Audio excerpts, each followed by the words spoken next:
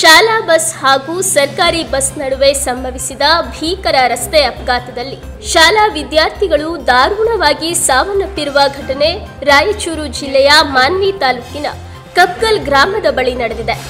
7 ವರ್ಷದ ಸಮರ್ಥ್ ಹಾಗೂ 12 ವರ್ಷದ ಶ್ರೀಕಾಂತ್ ಎಂಬ ವಿದ್ಯಾರ್ಥಿಗಳು ಸಾವನ್ನಪ್ಪಿದ್ದಾರೆಂದು ತಿಳಿದು ಬಂದಿದೆ. ಶಾಲೆಗೆ ಹೊರಟಿದ್ದ ವೇಳೆ ಮಾನ್ವಿ ಹೊರವಲಯದಲ್ಲಿ ಶಾಲಾ ಬಸ್ಗೆ ಮಾನ್ವಿಯಿಂದ ರಾಯಚೂರು ಕಡೆಗೆ ಹೊರಟಿದ್ದ ಕೆಎಸ್ಆರ್ಟಿಸಿ ಬಸ್ ಡಿಕ್ಕಿಯಾಗಿದೆ.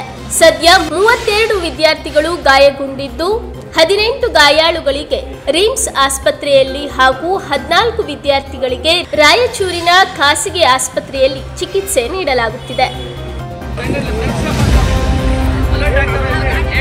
Hey,